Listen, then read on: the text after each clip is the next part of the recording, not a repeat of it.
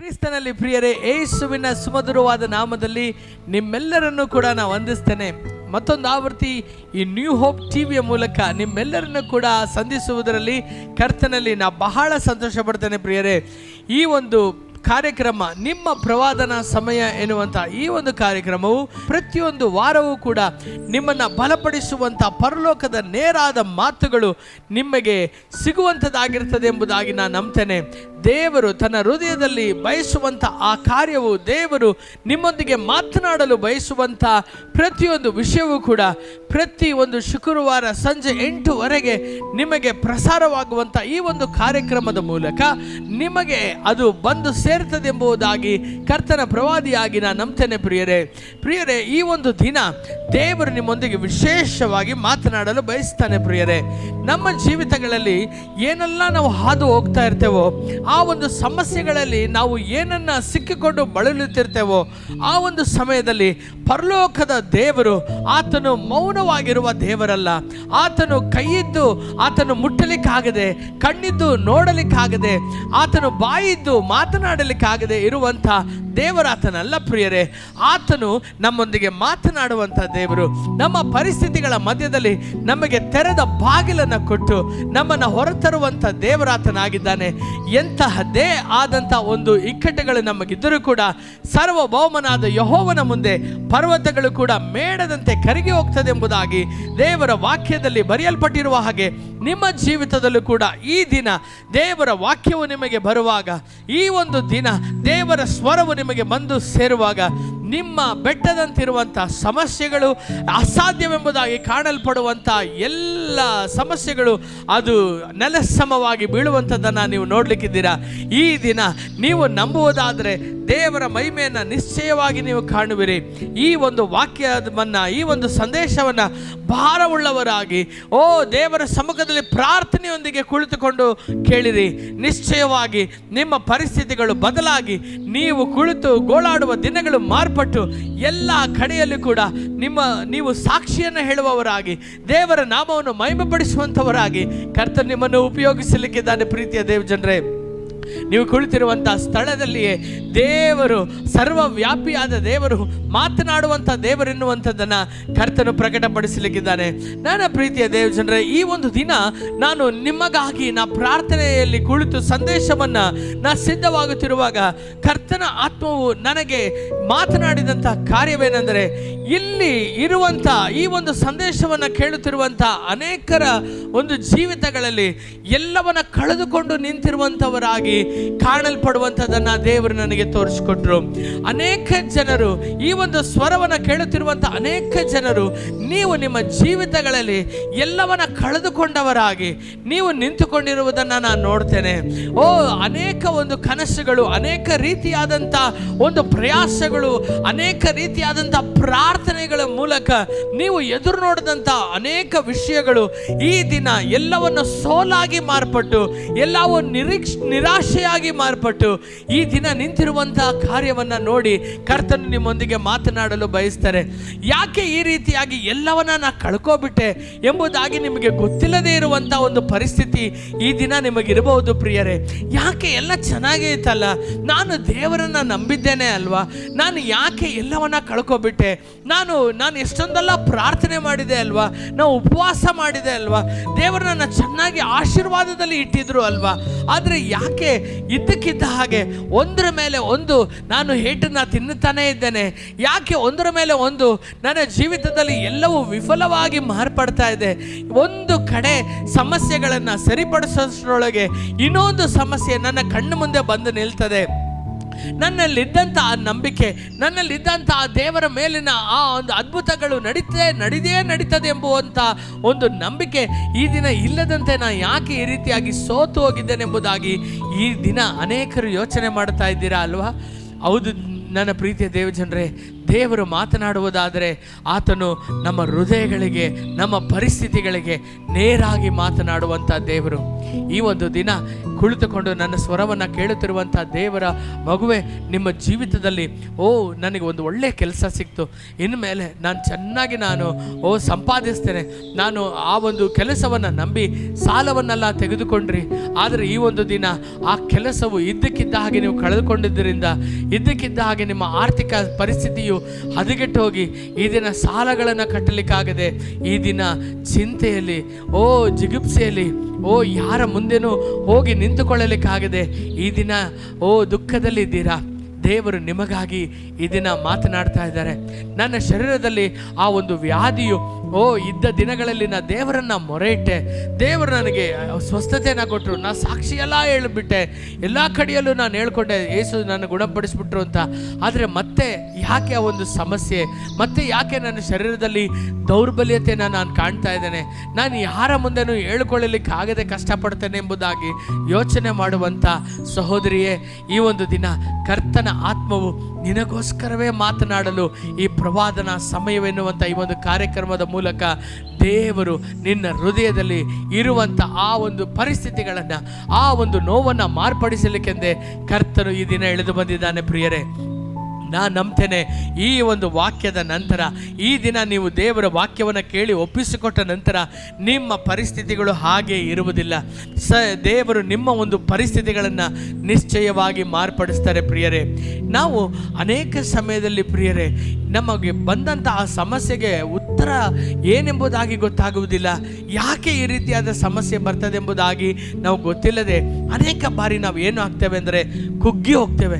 ಎಲ್ಲಾದರೂ ದೇವರನ್ನ ನಮ್ಮ ಪರಿಸ್ಥಿತಿಗೆ ನೇರವಾಗಿ ಮಾತನಾಡ್ತಾರಾ ಎಂಬುದಾಗಿ ಎಲ್ಲೆಲ್ಲ ನಾವು ಹುಡ್ಕೊಂಡು ಹೋಗ್ತೇವೆ. ಯಾವುದಾದ್ರೂ ಒಂದು ಪ್ರಾರ್ಥನೆ ಕೂಟದಲ್ಲಿ ದೇವರು ನಮಗೆ ಮಾತನಾಡೋದಿಲ್ವಾ ಎಂಬುದಾಗಿ, ದೇವರು ಯಾಕೆ ಮೌನವಾಗಿದ್ದಾರೆ, ಪರಿಸ್ಥಿತಿ, ನಾನು ಕಷ್ಟಪಡುತ್ತಾ ಇರುವಂಥದ್ದು, ನಾನು ನೋವಲ್ಲಿರುವಂಥದ್ದು, ನನ್ನ ಒಂದು ಕಷ್ಟಗಳು ಕಣ್ಣೀರು ದೇವರು ನೋಡೋದಿಲ್ವಾ, ನನ್ನ ಹಾಸಿಗೆ ಎಲ್ಲ ಕಣ್ಣೀರಾಗಿ ಮಾರ್ಪಡುವಂಥ ಆ ಒಂದು ಪರಿಸ್ಥಿತಿ ದೇವರಿಗೆ ಗೊತ್ತಿಲ್ವಾ, ದೇವರು ನನ್ನ ಮನಸ್ಸನ್ನು ಅರಿತುಕೊಳ್ಳುವುದಿಲ್ವಾ ಎಂಬುದಾಗಿ ಅನೇಕ ಸಮಯದಲ್ಲಿ ಕಣ್ಣೀರಿನಿಂದ ಇದ್ದೀರಾ.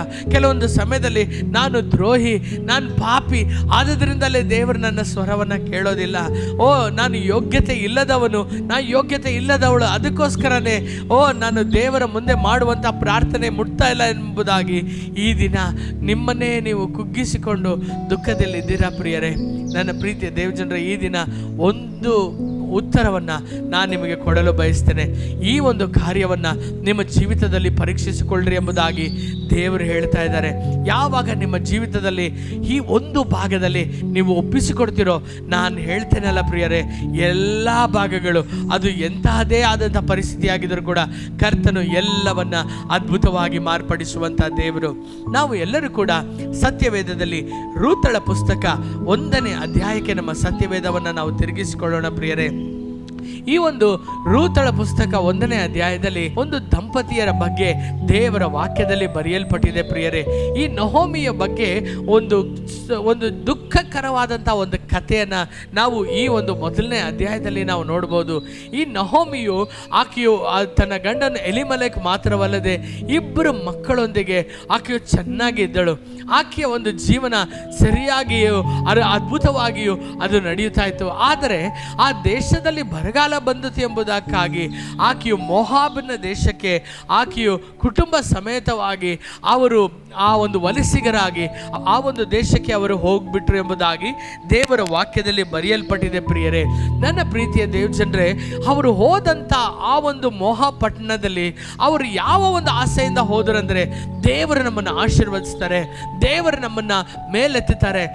ಅಲ್ಲಿ ಹೋಗಿ ಚೆನ್ನಾಗಿ ಸಂಪಾದನೆ ಮಾಡಿ, ಚೆನ್ನಾಗಿ ದುಡ್ಡನ್ನು ಮಾಡಿ, ಒಳ್ಳೆ ರೀತಿಯಲ್ಲಿ ನನ್ನ ಮಕ್ಕಳಿಗೆ ಮದುವೆನ ಮಾಡಿ, ಮಾತ್ರವಲ್ಲದೆ ಒಳ್ಳೆ ರೀತಿಯಲ್ಲಿ ನಾವು ಸೆಟ್ಲ್ ಆಗಬೇಕೆಂಬುದಾಗಿ ಅವರು ಅನೇಕ ಕನಸುಗಳಿಂದ ಅವರು ಹೋದರು. ಯಾಕೆಂದರೆ ಇಲ್ಲಿರುವಂಥ ಪರಿಸ್ಥಿತಿ ಕಷ್ಟದಲ್ಲಿಯೂ ಬರಗಾಲದಲ್ಲಿಯೂ ಅಲ್ಲಿ ಇರುವಂಥ ಯಾವ ಒಂದು ಮಳೆ ಇಲ್ಲದ ಕಾರಣ, ಬೆಳೆ ಇಲ್ಲದೆ ಕಷ್ಟಪಡುವುದರ ಬದಲು ಆ ಒಂದು ದೇಶದಲ್ಲಿ ಹೋಗಿ ಮೋಹಾಬರ ಒಂದು ದೇಶದಲ್ಲಿ ಹೋಗಿ ಅಲ್ಲಿ ನಾವು ಫಲವತ್ತಾದ ಭೂಮಿಯಲ್ಲಿ ಚೆನ್ನಾಗಿ ಬದುಕೋಣ ಎಂಬುದಾಗಿ ಒಂದು ಒಳ್ಳೆಯ ಒಂದು ಕನಸನ್ನು ಇಟ್ಟುಕೊಂಡು ಅವರು ಹೋದರು ಪ್ರಿಯರೇ. ಆದರೆ ಒಂದು ದುಃಖಕರವಾದಂಥ ಸಂಗತಿ ಉಂಟಾಯಿತು. ಏನಾಯಿತು ಎಂಬುದಾಗಿ ನಾವು ನೋಡುವಾಗ ನಹೋಮಿಯಳ ಗಂಡ ಎಲಿಮಲೇಕನು ಆತನು ತೀರಿಕೊಂಡನೆಂಬುದಾಗಿ ದೇವರ ವಾಕ್ಯದಲ್ಲಿ ಬರೆಯಲ್ಪಟ್ಟಿದೆ. ಆ ಮನೆಗೆ ಒಡೆಯನು, ಆತನು ಆ ಒಂದು ಮನೆಗೆ ಯಜಮಾನನು, ಆತನು ಮನೆಗೆ ಆಹಾರವನ್ನು ತರುವಂಥ, ಶ್ರಮಿಸಿ ಆಹಾರವನ್ನು ತರುವಂಥ, ಸಂಪಾದಿಸುವಂಥ ಆ ಒಬ್ಬ ವ್ಯಕ್ತಿಯೇ ತೀರಿಕೊಂಡಾಗ ಆ ಮನೆಯಲ್ಲಿ ಒಂದು ದೊಡ್ಡ ಆಘಾತವೇ ಉಂಟಾಗ್ಬಿಡ್ತು ಪ್ರಿಯರೇ. ಆಕೆಯು ನಂಬಲಿಕ್ಕೆ ಆಗಲಿಲ್ಲ.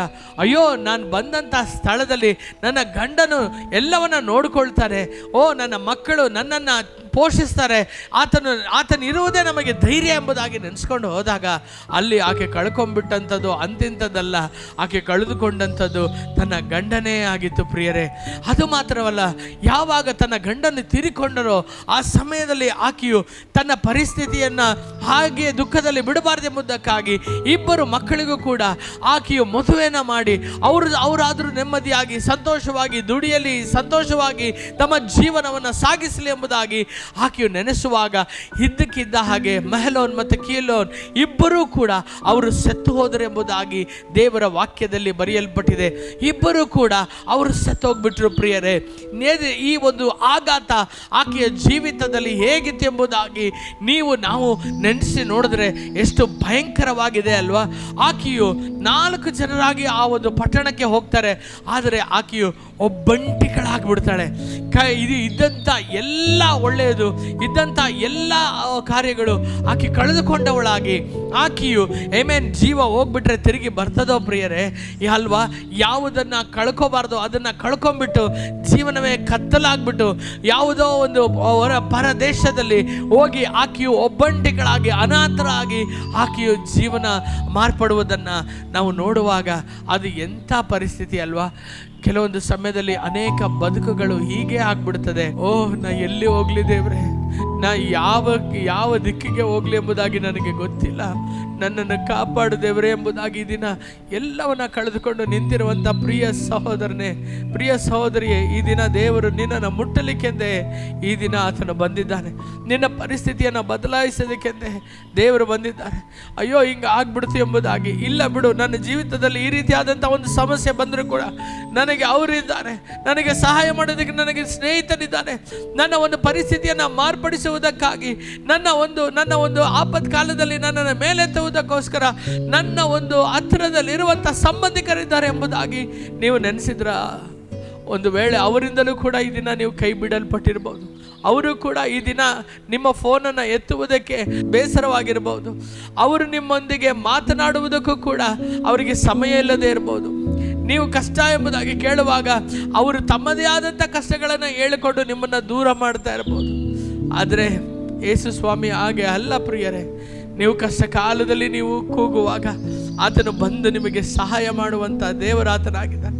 ನಿಮ್ಮ ಪರಿಸ್ಥಿತಿಗಳನ್ನು ನೋಡಿ ಓಡಿ ಹೋಗುವಂಥ ದೇವರಾತನಲ್ಲ, ನಿಮ್ಮ ಪರಿಸ್ಥಿತಿಗಳಲ್ಲಿ ಸಮೀಪವಾಗಿ ಬರುವಂಥ ಒಂದು ಸ್ನೇಹಿತನು ಆತನು.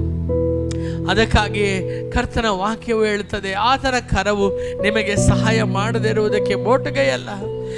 ದೇವರ ವಾಕ್ಯದಲ್ಲಿ ಬರೆಯಲ್ಪಟ್ಟಿದ್ದ ಪ್ರಿಯರೇ, ಆತನು ನಿಮಗೆ ಮಾಡಬೇಕಾದಂಥ ಕಾರ್ಯವನ್ನು ಯಾವುದು ಕೂಡ ಕಷ್ಟವೆಂಬುದಾಗಿ ಮಾಡೋದಿಲ್ಲ, ಆತನಿಗೆ ಎಲ್ಲವೂ ಕೂಡ ಸುಲಭವಾದದ್ದು ಎಂಬುದಾಗಿ. ಈ ದಿನ ನಂಬಿಕೆಯನ್ನು ಬಿಟ್ಟು ಬಿಡಬೇಡ್ರಿ. ಈ ದಿನ ನಿಮ್ಮ ನಿರೀಕ್ಷೆಯನ್ನು ಬಿಟ್ಟು ಬಿಡಬೇಡ್ರಿ.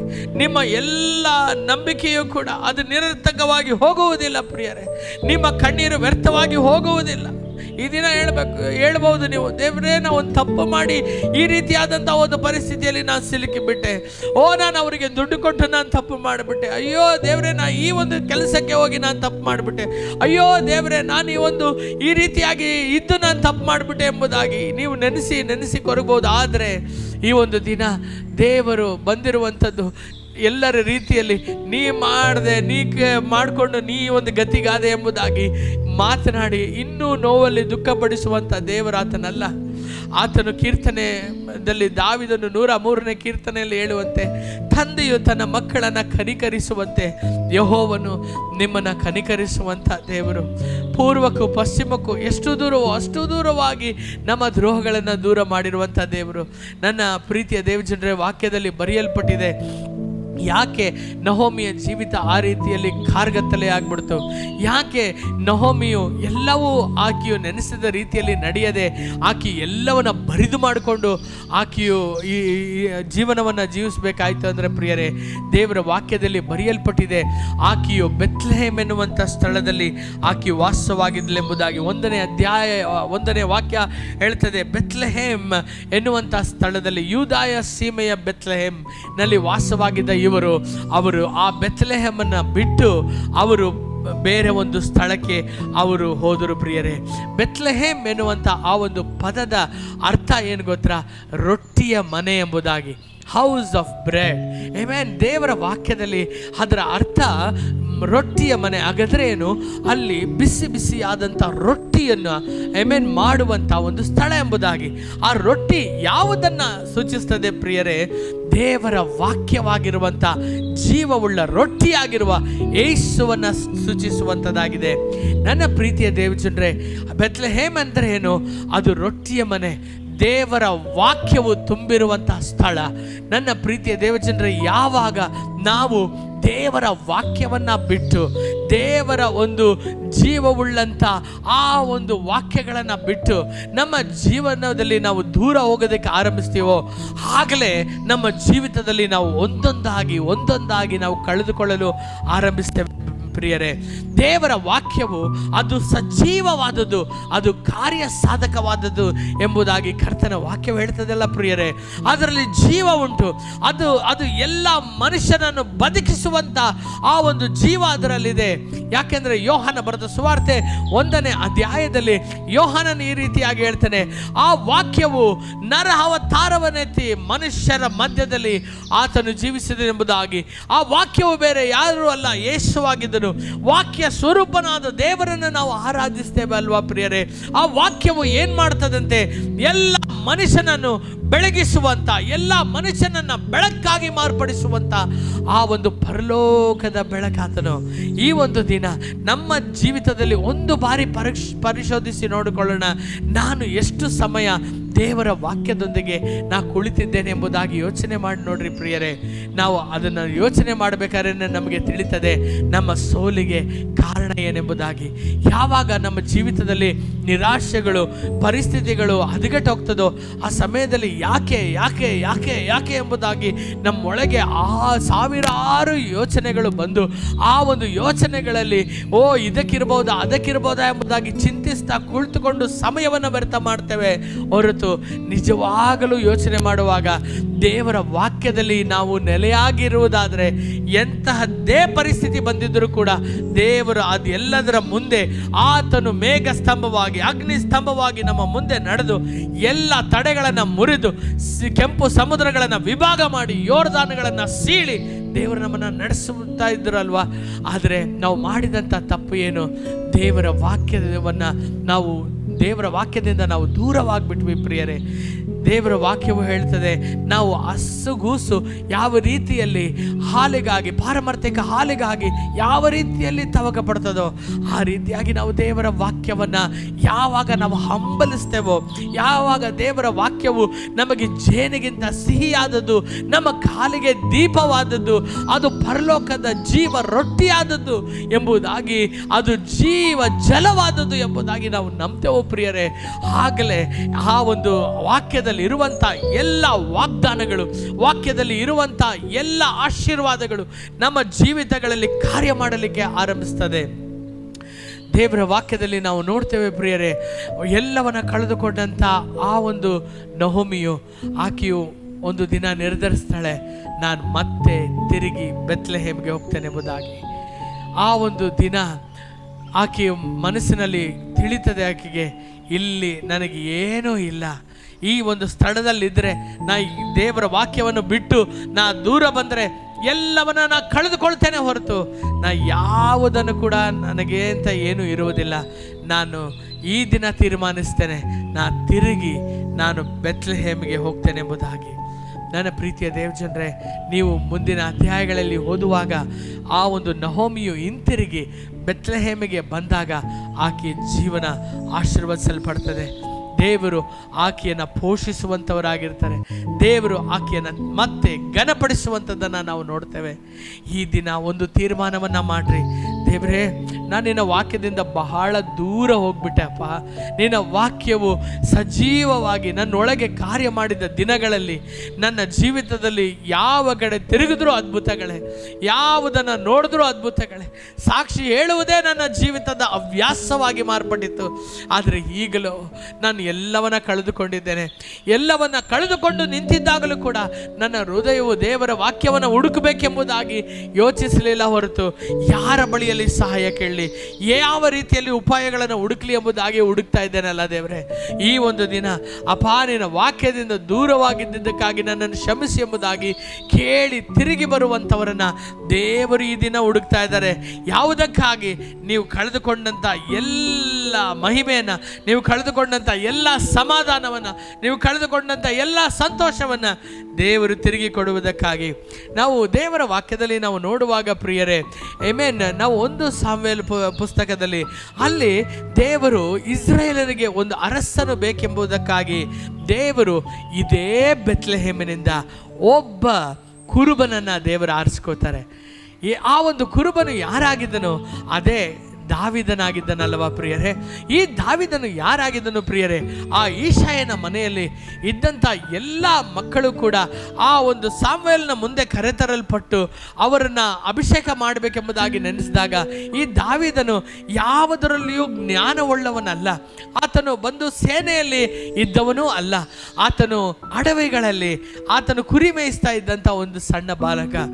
ಆದರೆ ಆತನು ಬೆತ್ಲೆಹೇಮಿನಿಂದ ರೊಟ್ಟಿಯ ಮನೆಯಿಂದ ಆತನು ರೊಟ್ಟಿಯನ್ನು ತರುವವನಾಗಿದ್ದರಿಂದ ದೇವರು ಅವನನ್ನು ಆರಿಸಿಕೊಂಡ್ರು.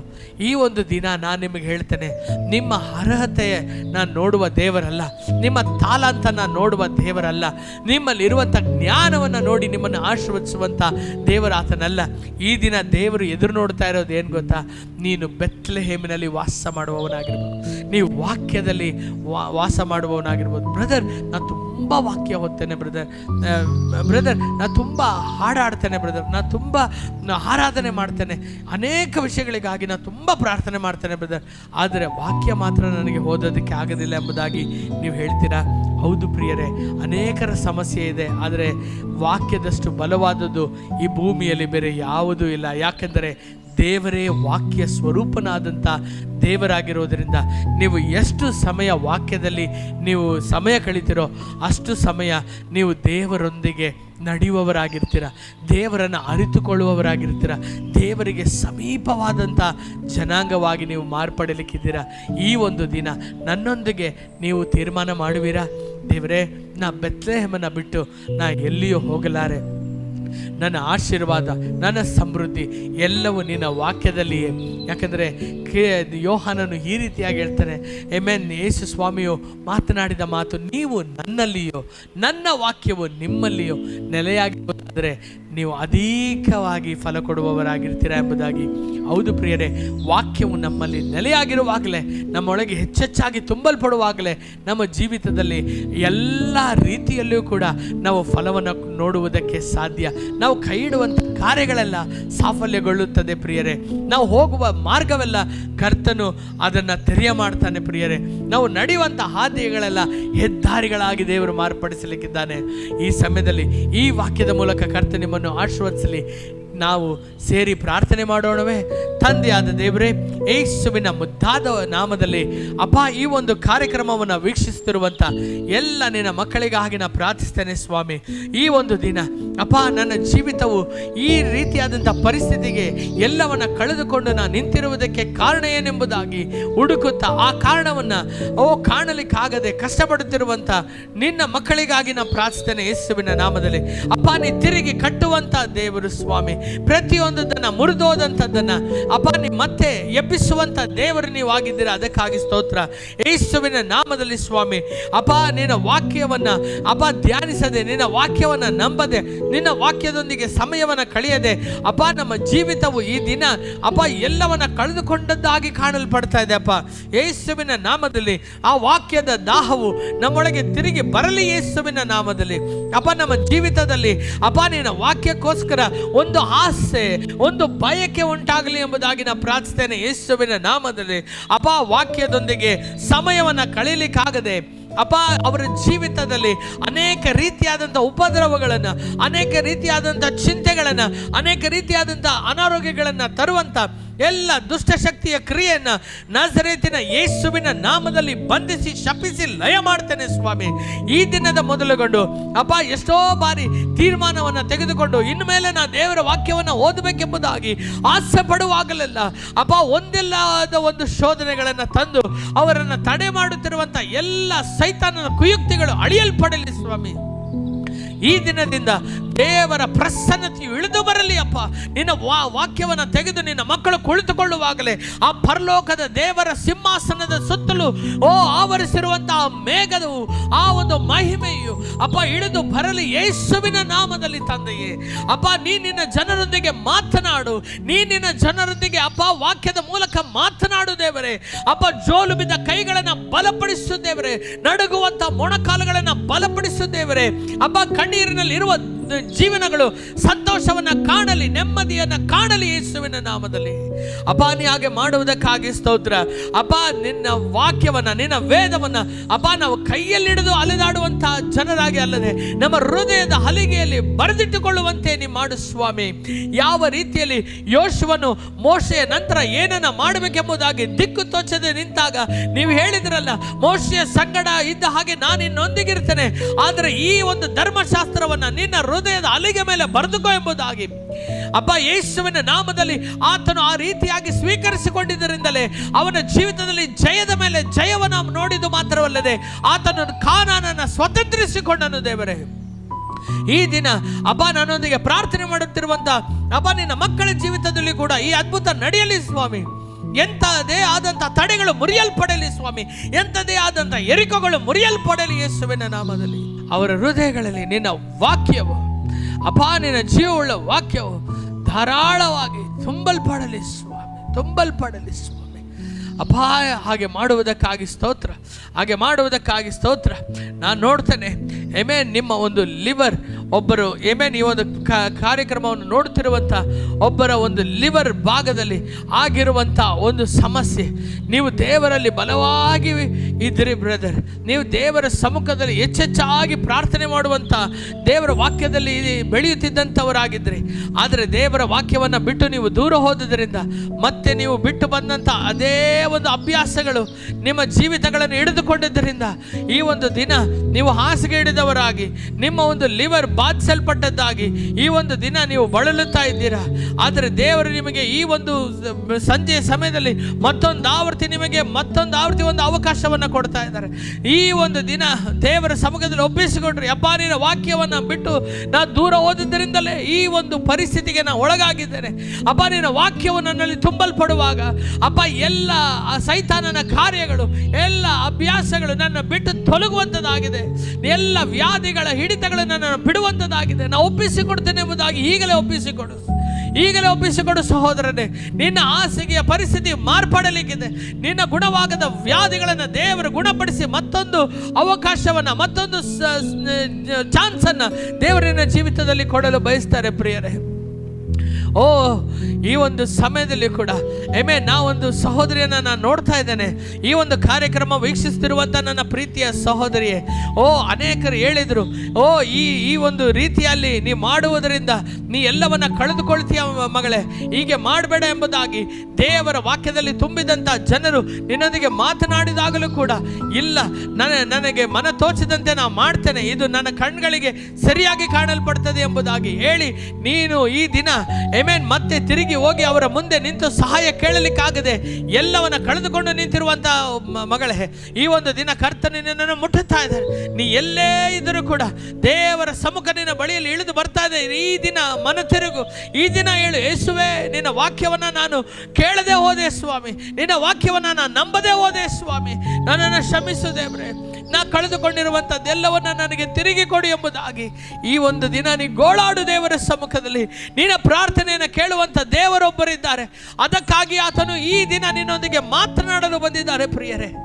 ಓ ಅಪ್ಪ, ಒಬ್ಬೊಬ್ಬರನ್ನು ಮುಟ್ಟು ಸ್ವಾಮಿ, ಒಬ್ಬೊಬ್ಬರನ್ನು ಮುಟ್ಟು. ಯಾರೆಲ್ಲ ಸ್ವಾಮಿ ಅಪ್ಪ ನಿನ್ನ ವಾಕ್ಯದಿಂದ ಅಪ್ಪ ದೂರ ಹೋಗಿ ಅಪ್ಪ ಈ ರೀತಿಯಾದಂಥ ಪರಿಸ್ಥಿತಿಗಳಲ್ಲಿ ಇದ್ದಾರೋ ಎಲ್ಲರೂ ನಾನು ಮತ್ತೆ ತಿರುಗಿ ಅಪ್ಪ ತರಬೇಕೆಂಬುದಾಗಿ ನಾವು ಪ್ರಾರ್ಥಿಸ್ತೇವೆ. ಒಂದು ಕುರಿಯು ಕಳೆದೋದರೂ ಕೂಡ ಹುಡುಕಿಕೊಂಡು ಹೋಗಿ ಅದಕ್ಕಾಗಿ ಪ್ರಯಾಸಪಟ್ಟು ಎತ್ತುಕೊಂಡು ಬರುವಂಥ ಒಳ್ಳೆಯ ಕುರುಬನೇ, ನಿನ್ನ ವಾಕ್ಯವು ಒಬ್ಬೊಬ್ಬರಲ್ಲಿ ಸಮೃದ್ಧಿಯಾಗಿ ನೆಲೆಯಾಗಲಿ. ಜೀವ ಕೊಡುವಂಥ ವಾಕ್ಯವು ಪ್ರತಿಯೊಬ್ಬೊಬ್ಬರ ಜೀವನಗಳಲ್ಲಿ ಪರಲೋಕದ ಜೀವವನ್ನು ಉಂಟು ಮಾಡಲಿ. ಪ್ರತಿಯೊಬ್ಬೊಬ್ಬರ ಜೀವಿತಗಳಲ್ಲಿಯೂ ಕಳೆದುಕೊಂಡಂಥ ಎಲ್ಲ ಸಂತೋಷವನ್ನು ತಿರುಗಿ ಬರ ಮಾಡಲಿ. ವಾಗ್ದಾನಗಳು ಎಲ್ಲವೂ ನೆರವೇರಲಿ ಸ್ವಾಮಿ. ಪರಲೋಕದ ಬಿಡುಗಡೆ, ಸಮಾಧಾನ, ಸಂತೋಷ ಉಂಟಾಗಲಿ. ಹಾಗೆ ಮಾಡಿದ್ದಕ್ಕಾಗಿ ಸ್ತೋತ್ರ. ಯೇಸುವಿನ ಮುದ್ದಾದ ನಾಮದಲ್ಲಿ ತಂದೆಯೇ, ಆಮೇನ್, ಆಮೇನ್.